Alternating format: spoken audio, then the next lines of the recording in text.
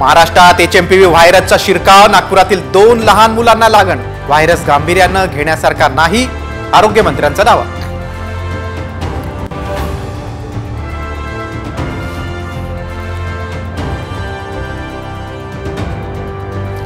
देशात एचएमपीव्हीच्या 8 रुग्ण सापडले. महाराष्ट्र कर्नाटकात प्रत्येकी 2 रुग्णाला लागण, तर गुजरात तमिळनाडूतही एचएमपीव्हीचे रुग्ण.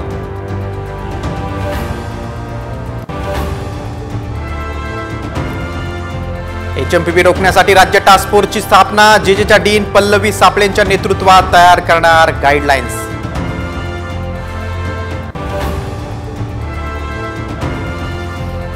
टुरिस्ट कंपनीकडून गुंतवणूकदारांची 500 कोटी रुपयांची फसवणूक. कंपनी बंद करून मालक फरार. भाजीवाल्यानं गुंतवलेले 4 कोटीही बुडाले.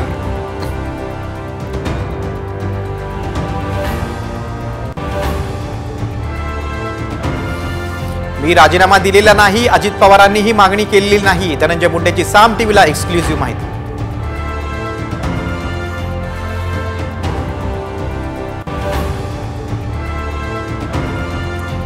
बिश्नोई गँगचा सलमान खानला धसका. सुरक्षेसाठी घराला बुलेट प्रूफ काचा, तर घराबाहेर पोलीस चौकी.